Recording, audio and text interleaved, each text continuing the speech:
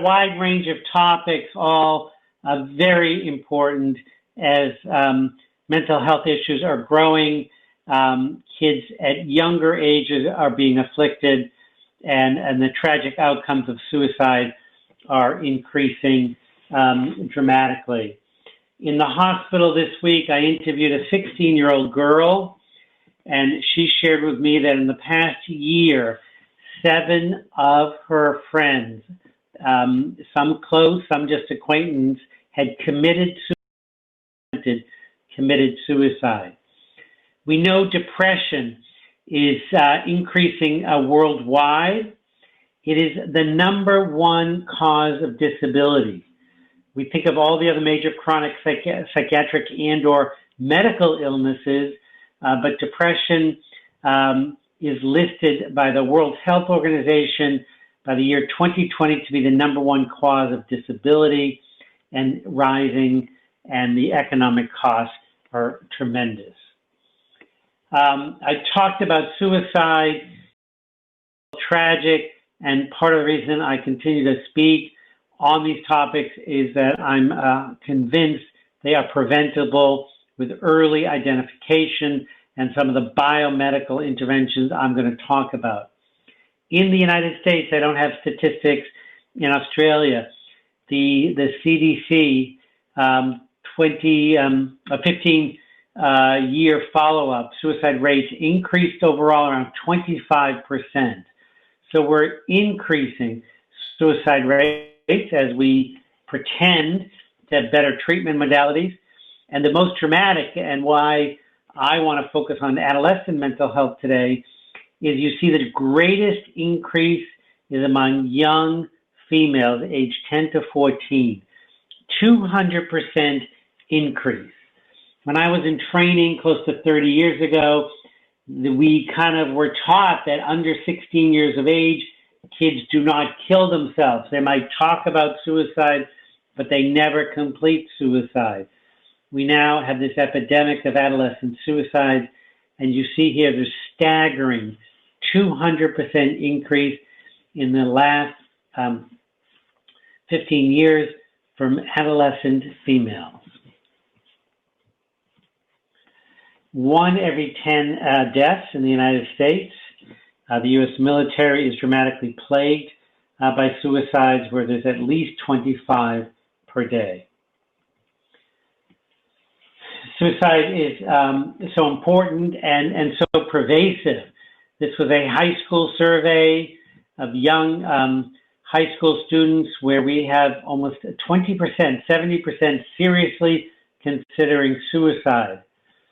13.6 having a plan, 8% having attempts, and almost 3% an attempt that required medical attention. Again, a survey of high school students. This was not high-risk kids. This was not kids coming to our psychiatric facility. This is our general population. These numbers should be both frightening and a real cause for alarm. Whenever we talk about adolescent mental health, we need to understand these important concepts of neurodevelopment. And the adolescent brain is different than our childhood brain and our adult brain. You see in the front there, self-control under construction. Our adolescent neurotransmitter systems, all the chemicals in the brain that cause us to think and to feel and behave a certain way.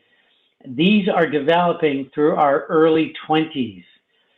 So even though there might be sexual maturity, even though that we might be able to drive or drink or to vote, our adolescent brains are not fully developed. The neurotransmitter systems, particularly around things like executive function and self-control, these neurotransmitter systems we know are developing into our mid-20s. There's some differences between males and females, but they are continuing to grow. Part of my message is, how do we understand those insults to these developing brains? I think one of the most important concepts for both clinicians and for parents to understand is visually what's happening during these 20 years of development in the brain. And this is just a very kind of crude example. If you see the difference between birth, where very few neurons, these are the nerve cells in the brain, and then you see at 6 years of old, that's very dense. Those dense lines are lots of nerve cells.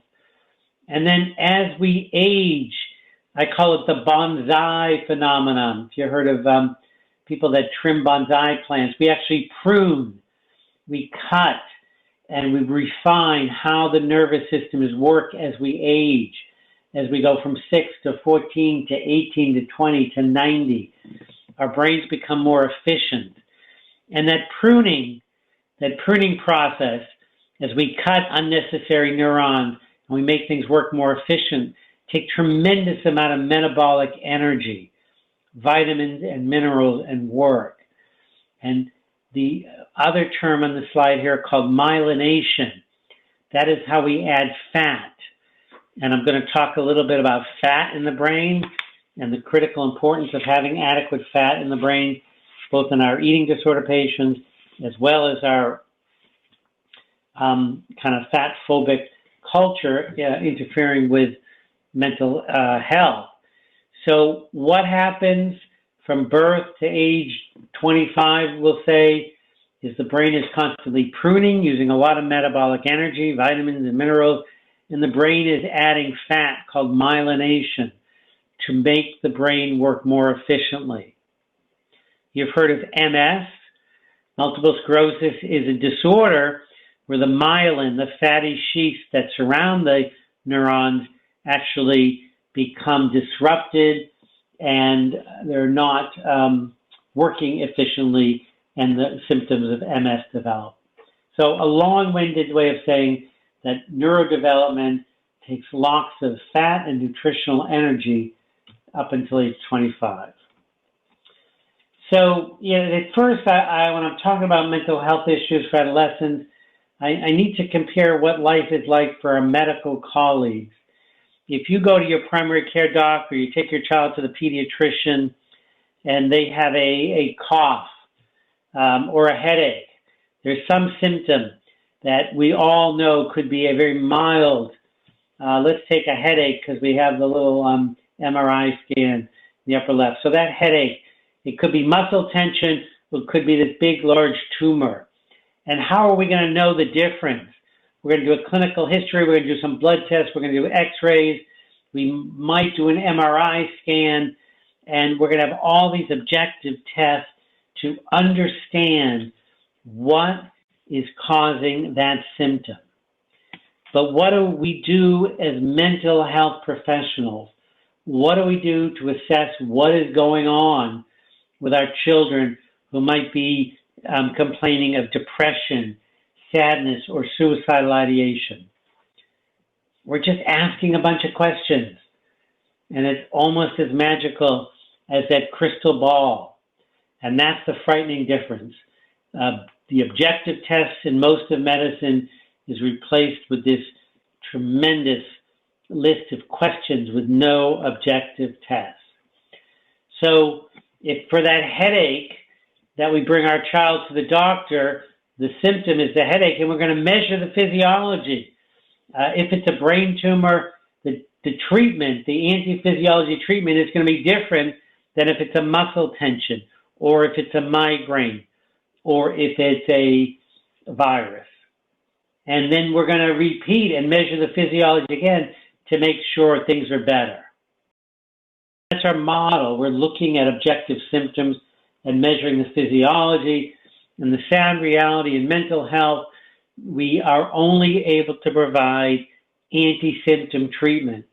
If your child comes in to the psychiatrist's office with depression, I'm sad, I'm not sleeping, I'm not motivated, my grades aren't as good, I can't pay attention, and I have these fleeting thoughts of wanting to die. All those symptoms are referred to as depression, and the only treatment we have is antidepressants. And the model, the integrative functional medicine model that is important, that's the hallmark of the work that we do, is, depression is not a Prozac deficiency. There could be 10, if not 15, if not endless causes as why that 16-year-old is depressed. We're going to talk about some of these, not all, but the list is pretty long. What if somebody did have a tumor? What if someone did have low thyroid?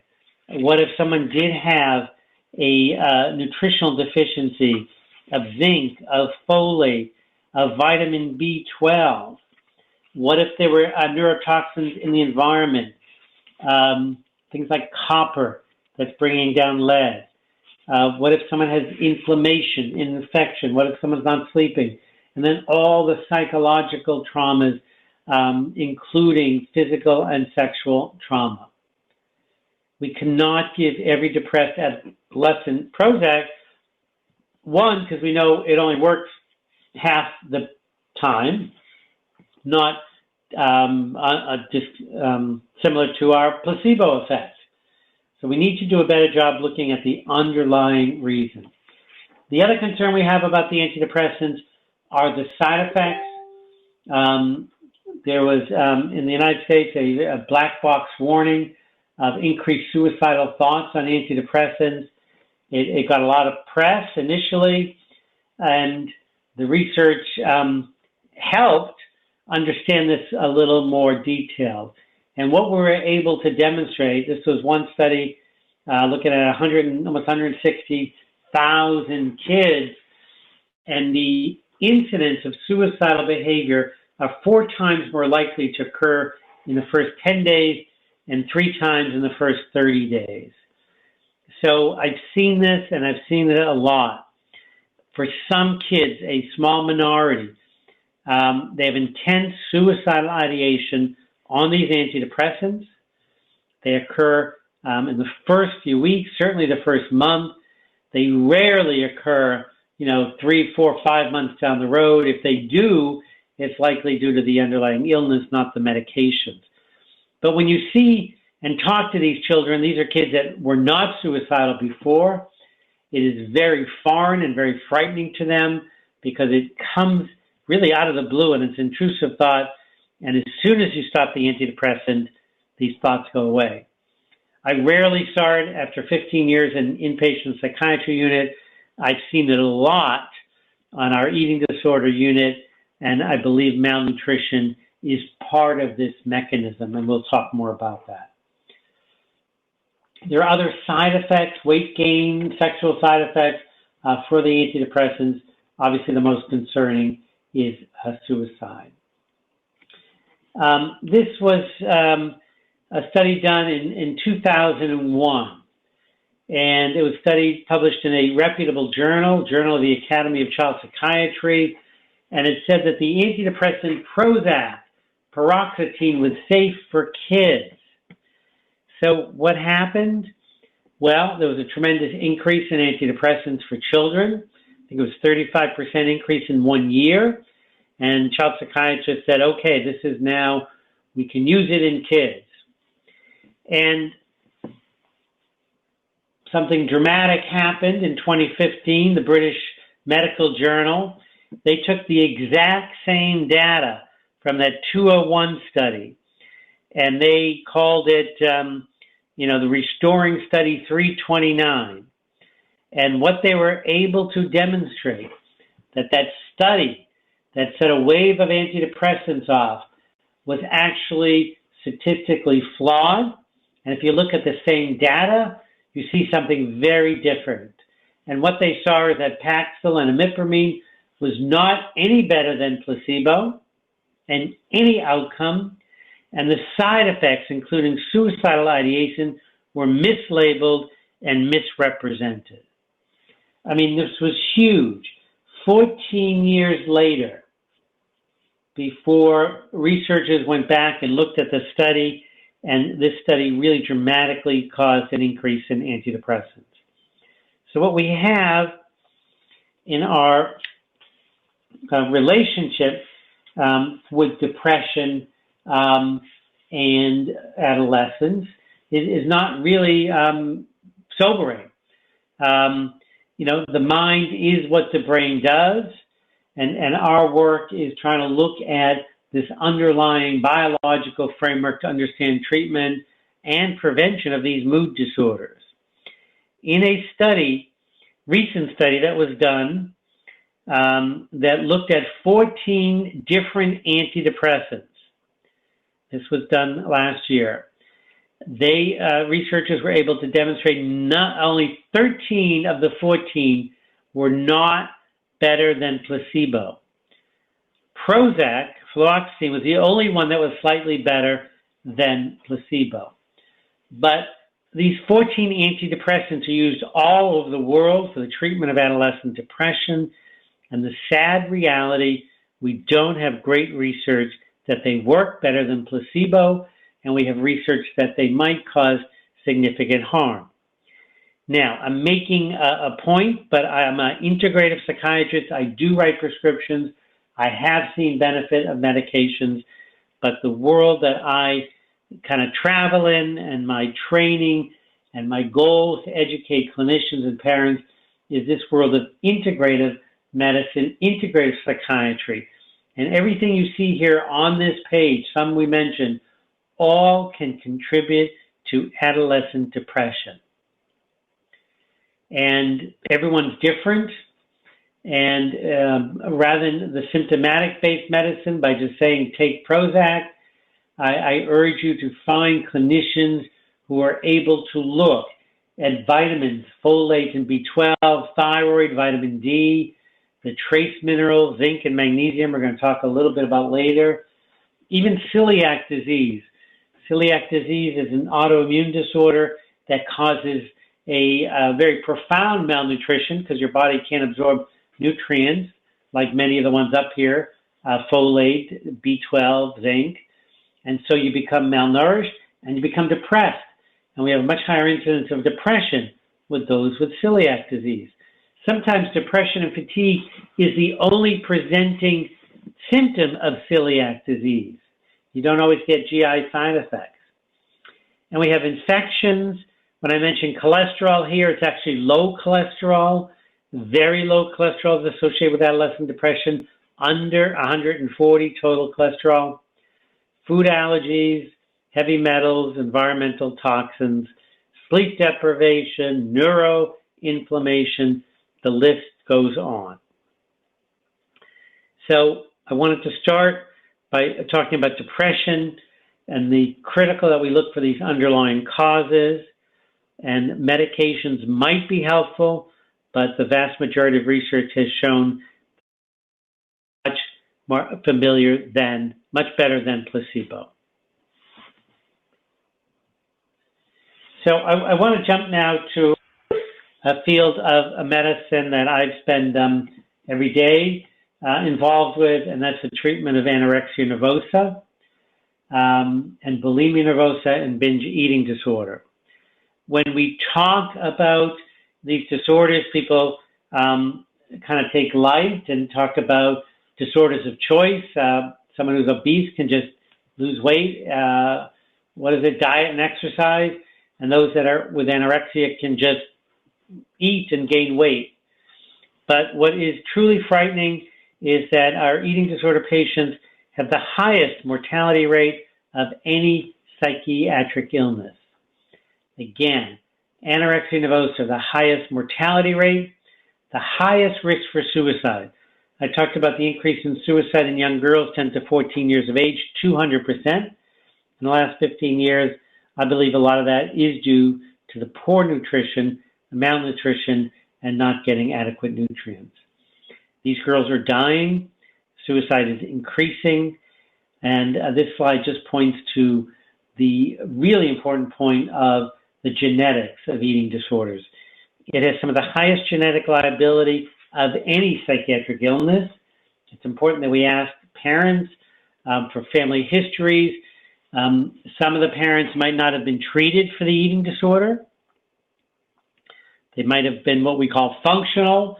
They might be restricting calories, over-exercising, using bulimia or purging behaviors, but never sought treatment, so everyone says there's not an eating disorder. but there's tremendous genetic liability. But what we have is this genetic liability with a clash, and I'm going to go back to that adolescent brain, because what happens is we're clashing with puberty, and puberty is a time of tremendous neurological, hormonal, and nutritional changes. Puberty is one of the few times where we make recommendations for more nutrients, higher nutrient needs in both pregnancy and puberty. So what we see is this genetic liability to eating disorders and then something happening. And it's this activation of the heritability that is often mediated by changes in puberty. And we thought for years it was hormonal changes. That has not turned out to be scientifically consistent. And what I will share with you is some of the changes is malnutrition. The lack of adequate nutrition in these genetically vulnerable men and women, triggering the eating disorder behaviors. So, I like the term misplaced blame, because for so long, certainly when I was in training 30 years ago, and really for centuries, but more so in the 60s and 70s, we first blamed the parents, and then we blamed the magazines and the models. And clearly, the Photoshop world of the fashion industry, where women exist on pictures that can't even occur in nature, that this might help our kids be kind of thinking of weight and body image perceptively. But those cultural attitudes towards thinness have relevance to the onset, and they might contribute to this I need to diet, but they are unlikely to be sufficient to cause what is the life-threatening consequences, the suicide, the deaths, the heart attacks, and the irreversible cardiac, kidney, and bone damage that we see in these young girls and men. So cultural attitudes start the process. I need to go on a diet. Pediatrician told me I needed to lose 5 pounds. My parents were yelling at me, or somebody bullied me at school, not uncommon for sometimes overweight kids. They start dieting and they get into trouble. And so one of my premises, my work, is looking at diet, because a change of diet is the precipitant for these eating disorders. And here, a vegetarian diet being associated with eating disorders is what I want to spend a few minutes talking about.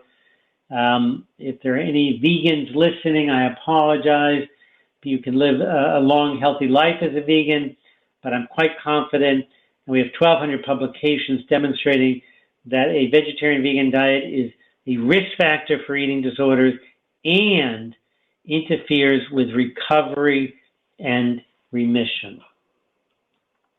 And we just go back to a vegan diet, which does not provide the adequate nutrition that we discussed for that developing brain that's going through this tremendous neurophysiological changes up until the mid-20s.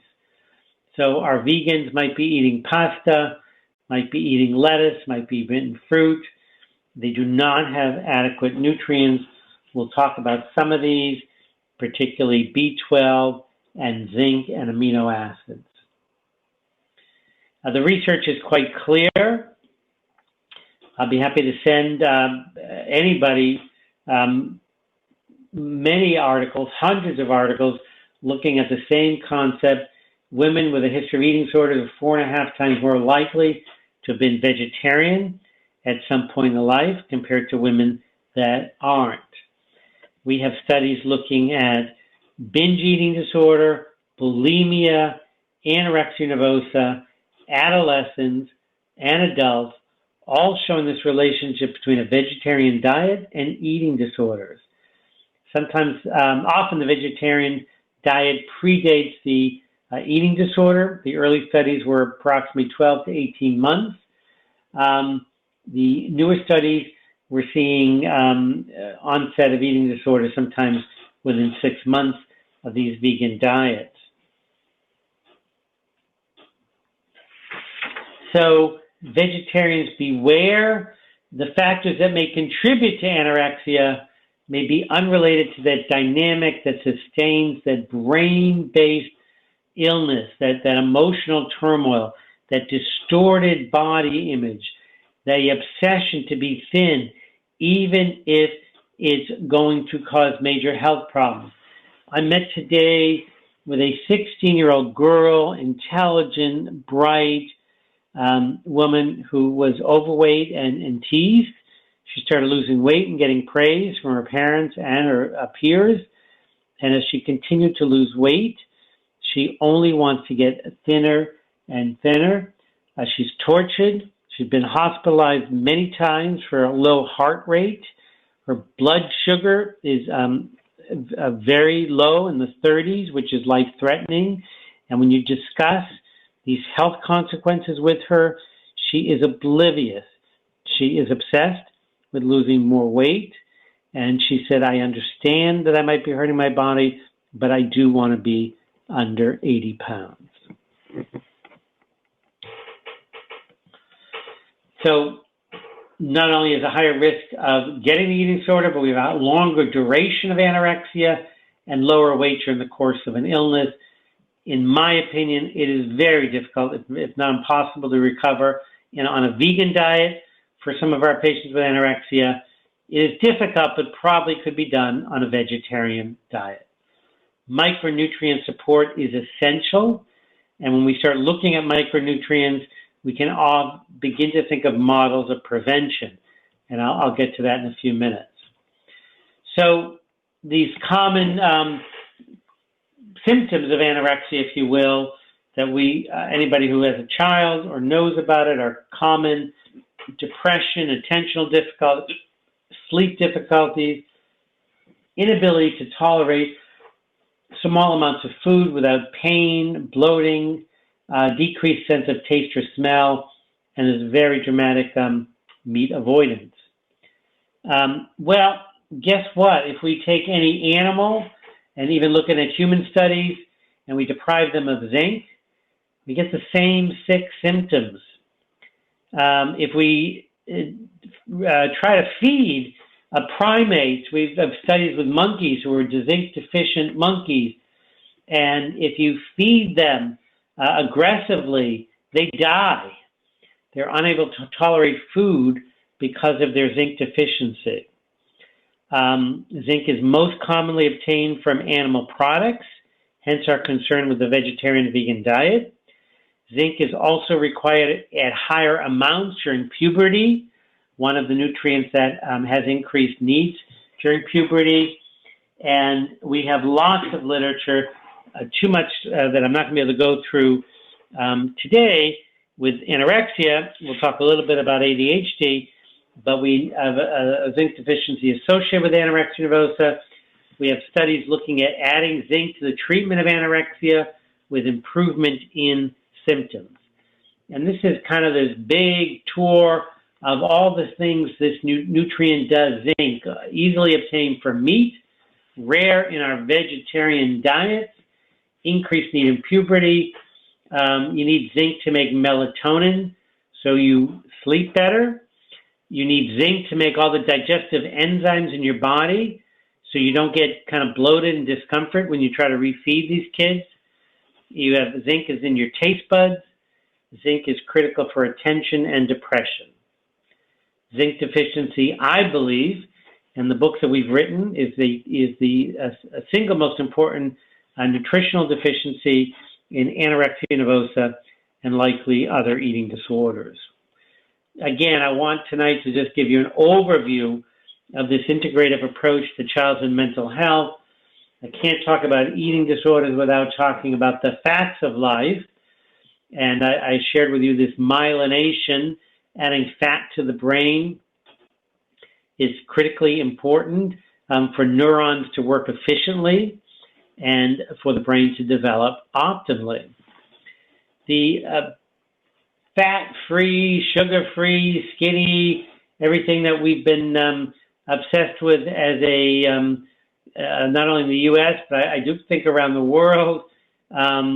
This has done absolutely nothing for our obesity epidemic, and I believe has wreaked havoc for mental health, and it's probably a core part of the rise in major mental illnesses across many diagnoses, across many cultures. The brain is 60% fat. Every aspect of neurotransmission is dependent on fats. The cell membrane of all the cells in the brain are enveloped by fat. To make the chemicals in the brain, you need fat. For the chemicals, the neurotransmitters in the brain to work, you need fat. For the chemicals in the brain to be broken down, you need fat. The entire structure of how the neurophysiology of the brain works is based on adequate fat. It's both cholesterol and what's called these essential fatty acids. The research is really indisputable. It is across all major psychiatric illnesses, academic journals, low essential fatty acids. These are the omega-3s from fish and flax. The omega-Cs from seeds and oils are correlated with low levels of these essential fatty acids. You have psychiatric symptoms of anxiety, depression, suicide, psychosis, eating disorders, perceptual problems, even aggression. What, in my world of treating anorexia nervosa, psychosis and suicide are the two most things I'm worried about. This, I think, is one of the most traumatic studies ever done in psychiatry. It didn't get a lot of press, published in the Archives of General Psychiatry. These are 81 young adults, 13 to 25. I guess we'd call them adolescents, young adults. And these kids were given a fish oil supplement. These are kids that were what's called high risk for psychosis, ultra high risk for psychotic disorders. And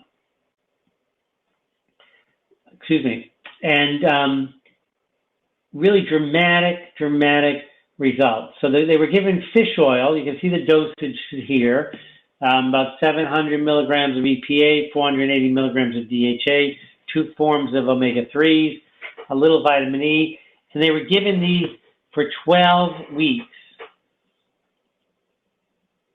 Okay, so only 3 months, and then they looked at these kids a year later, and only 5% in the omega-3 group and over 30% in the placebo group had transitioned to a full-blown psychotic illness. So just that small amount of fish oil prevented a psychosis. And to me, in the world of eating disorders, these girls are delusional. They're delusional about their body and their body image. And it's that delusional, that fixed false belief that causes them to both not eat, to take their life, and to not get adequate treatment. What was remarkable about this group, they followed these kids for 7 more years. And it continued, those that took the fish oil had continued lower rates of psychosis, and the kids that didn't take the fish oil, much higher incidence of psychosis. So fish oil, critical for brain function, prevention of psychosis. But even more dramatic and more research is the suicide rates that I talked about, but the essential fatty acids decrease suicide rates. How do we know that? We have studies from around the world. If you had lower rates of omega-3s in your bloodstream, you have a higher risk of suicide. Studies from China, Japan, and the United States. In the military, in the U.S. military, we draw blood on everybody that goes into the military.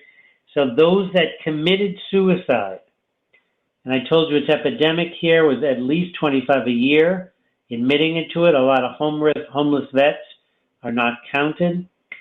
25 a day, not a year. Those that committed suicide had 62% lower DHA, a form of omega-3 in the bloodstream. And then we have studies where we gave omega-3 supplements, and omega-3 supplements decreased suicidal thoughts, decreased suicidal risk, and improved symptoms of depression. So we have omega-3 fatty acids from fish oil, from flax oil. Fish oil is the most easily obtained and easier for your brain to utilize, associated with major psychiatric illnesses. In my world of eating disorder, where these girls have restricted fat intake for years. Some of these kids we're seeing starting at 7 and 8 years of age, parents yelling at them of eating too much fat. And then with the underlying OCD, they start restricting fat. We see them 6, 7 years later, and they have major psychiatric illness.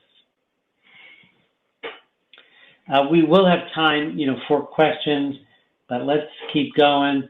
I want to talk a little bit about fidgety Phil and ADHD. So this was written in the 1800s. Sorry, the 1800s.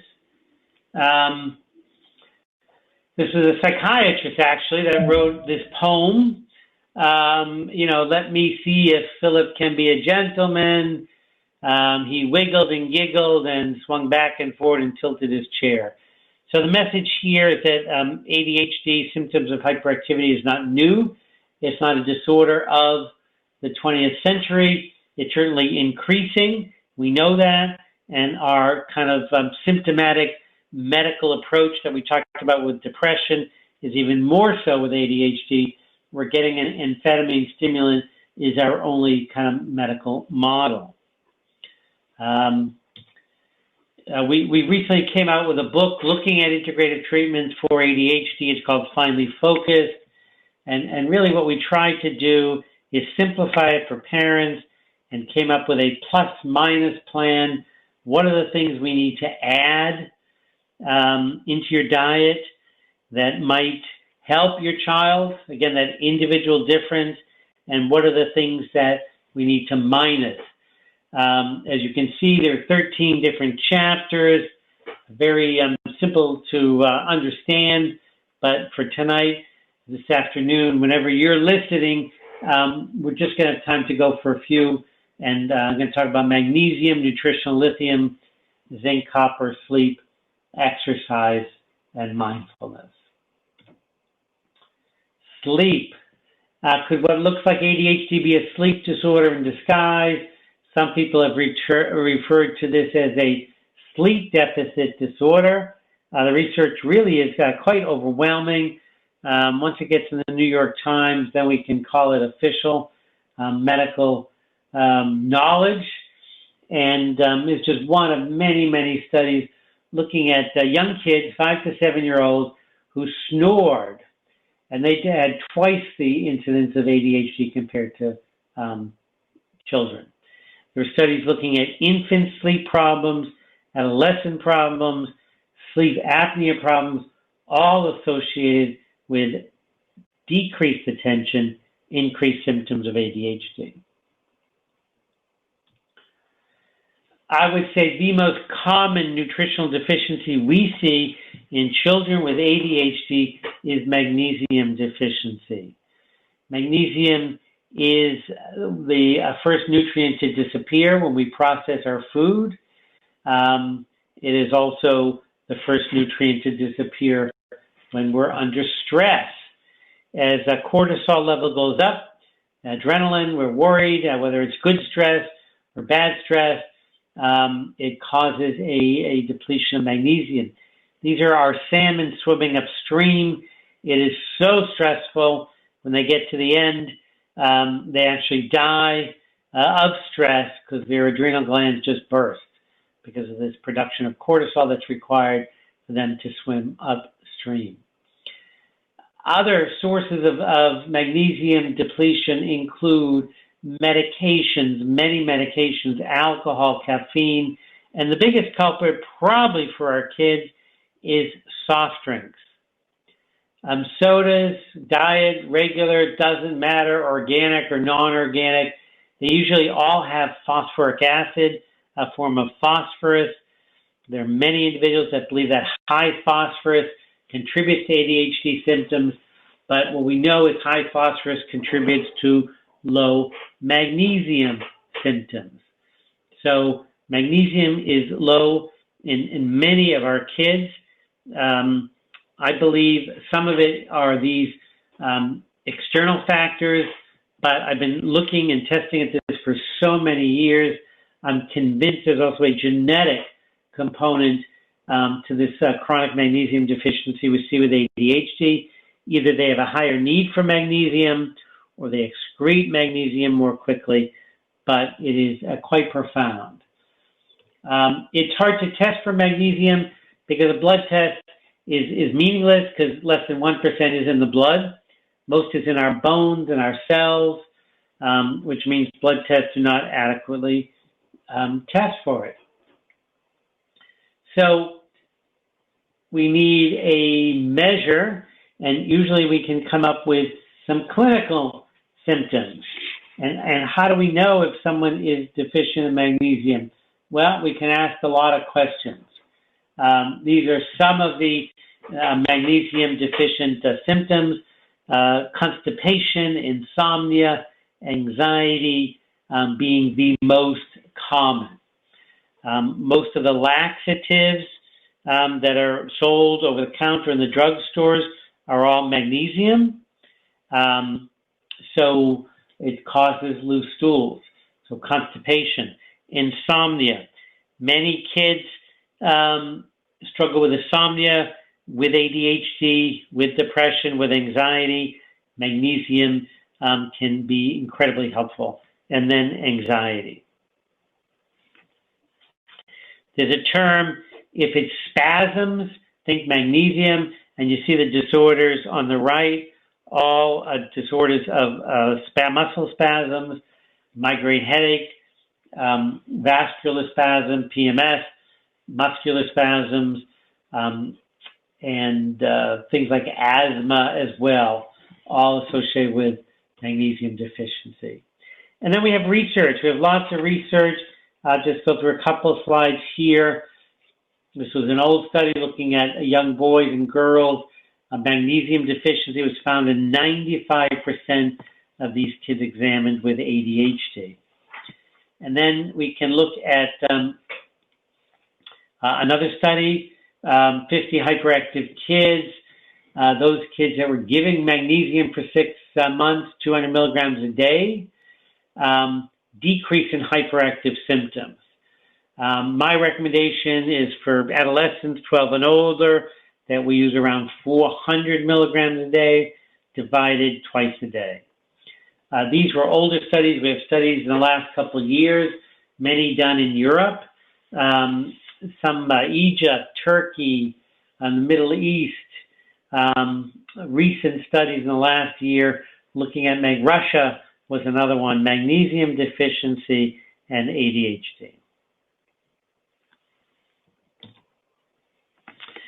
The other mineral that's very deficient in ADHD, we talked about it with anorexia, but I want to make sure that we understand that it's deficient in ADHD. We talked about its role in melatonin, and zinc plays a critical role in many symptoms of ADHD. And I just want to go to the summary statements here that zinc levels have been shown to predict stimulant response. So if you're very low in zinc, you have a less response to stimulants. If you have low levels of zinc, that you have a higher likelihood of having ADHD. We can add zinc to the stimulants with an improvement. And zinc by itself, the research has shown that it has been as helpful as stimulants for some individuals with ADHD. And this is the last mineral that I'm going to talk about when we take questions. And this is not the medication, it's not a drug. This is the nutritional mineral lithium. It's really my favorite nutrient to talk about. It's been around for 13.8 billion years. It was one of the 3 elements in the Big Bang. So when the Earth was formed, there were only 3 elements: hydrogen, helium, and small amounts of lithium. This was a quote in the New York Times from a woman who had bipolar illness, who every time she topped her medicine, she relapsed and was hospitalized, and then she got kidney disease from her lithium. But I just love the quote, "I don't believe in God, but I believe in lithium." It saved her life. And that was high dose that we use for bipolar illness. But low dose lithium has been around for a long time. Again, 13.8 billion years. Lithium is in our water supply. If you drink tap water, you get a little lithium. But it depends where you drink the tap water as to how much lithium you might get. Lithium was added to 7-Up and many other drinks in the early 1900s. The 7-Up was actually named because of lithium. It was a lithium drink, and 7 is the atomic weight of lithium. Well, it's actually 6.94. So 6.94 is the atomic weight of lithium, but they couldn't say 6.94 up, so they changed it to 7-Up, meaning lithium will enhance your mood. It was taken out in the 1950s. But the point being, lithium is in the soil, it's in our water supply, and for billions of years, all creatures have been getting lithium from the soil. And this is just a kind of sample to help people understand we're not talking about lithium as a medication. The lithium in the soil is usually under 1 milligram, and the drug doses we're using, if someone has taken lithium for bipolar, it's often 600 to 2,000 milligrams. And we know at high doses it's toxic. It can kill you. And like a lot of minerals in the Earth's core, a small amount is beneficial, too much is dangerous, and at some point it is toxic, meaning life-threatening. But the world that I travel in, what I'm interested in, is what is deficiency and what is a maintenance dose we need to maintain good mental health. Again, we've looked at levels in the drinking water. We've done this across the world: Texas, Japan, London, Austria.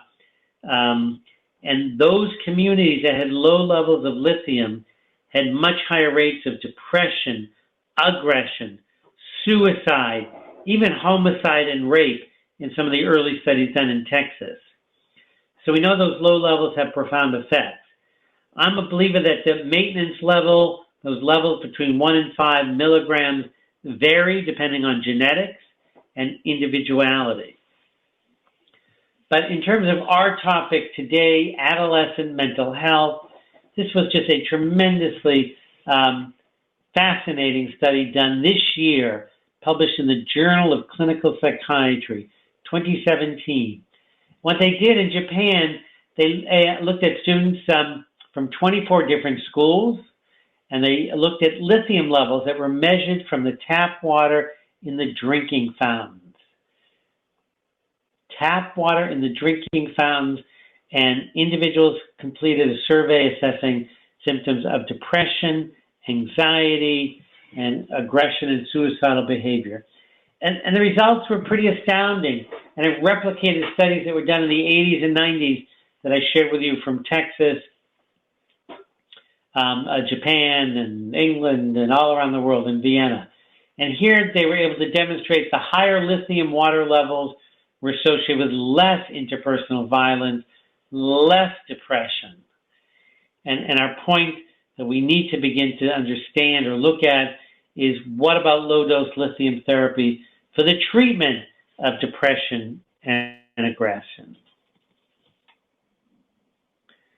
This particular study showed no association between suicidal ideation, and multiple mechanisms looking at lithium as the reason.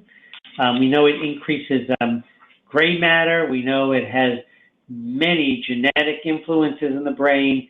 It is neuroinflammatory and provides a significant what we call neuroprotective and neuroenhancement effect. It actually causes neurons to grow.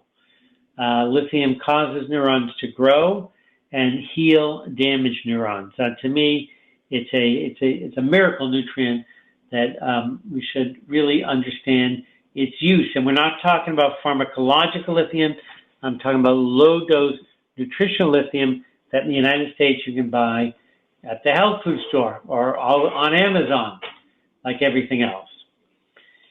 So, in summary, when we talk about adolescent mental health, our drug companies and our scientists are trying to say it all related to neurotransmitter deficiencies. Well, we've never proven that, but we know there's clearly neurotransmitter dysfunction. These kids are depressed, anxious, perseverative, and would rather not eat and die. The genetic influences, the stress influences, inflammation, neurotoxins, and diet and nutritional deficiencies all play a part in this growing mental health epidemic in our adolescents.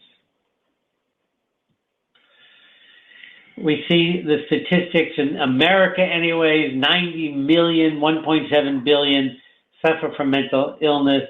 And then, the real tragedy is the next quote.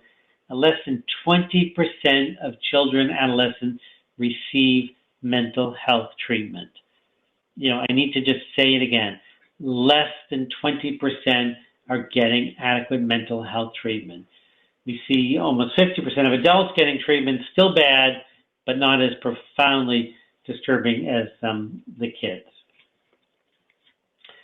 So, my colleagues and patients looking for support, help, are reading lots of books and going on these diets. And, in my world, they're not as helpful as the infomercial might say they are. This is a story about Larry, who struggled with depression his whole life. He was put on antidepressants. It didn't help him, but he was unable to get off them. He had tremendous withdrawal symptoms, couldn't get off the antidepressants. And he went to a series of doctors who put him on these diets, but literally put him on all the supplements that you see in front of you, and then some. Okay? This individual saw multiple providers. Everyone gave him a different supplement. They all had a different theory as to what's going on, and just gave him a pill. And obviously he came to see me because he wasn't doing very well, and he was actually completely given the wrong supplement because they missed his complete deficiency in amino acids. So the mnemonic that I've used for the treatment of adolescent depression is, for clinicians and parents, is something called the zebra approach. How do we kind of know what to do? And I chose the mnemonic zebra just because I love zebras, and I remember the kid, and it turned out to be true that every zebra has a unique stripe pattern. And that's kind of our goal, is to help parents understand, professionals understand that every child has a unique pattern of metabolic and physiological abnormalities that might be contributing to the underlying anxiety or depression that they're treating. And this mnemonic just goes through, for the zebra with 2 E's in zebra, things that we need to look at: adequate sleep, stress, diet, is there too much sugar, hormones, thyroid, sex hormones, testosterone, progesterone, reactive foods. We talked about celiac, but food allergy, the minerals, zinc, magnesium, lithium, essential fatty acids, the critical role of exercise, energy, mindfulness, B vitamins. B12 is probably the single most common deficiency that we see that is tragically missed. The microbiome, the gut-brain connection, now exploding with research looking at how it affects brain function. And then amino acids and protein. So we need to be able to look at a large kind of biomedical model to be able to treat our adolescents who are struggling. The good news is that the times are changing. These are just 2015, but the research continues to explode with things like nutritional medicine as mainstream in psychiatry, and the role of nutritional mental health, inflammation, as it relates to psychiatry. So the good news is research is being done, clinicians are shifting,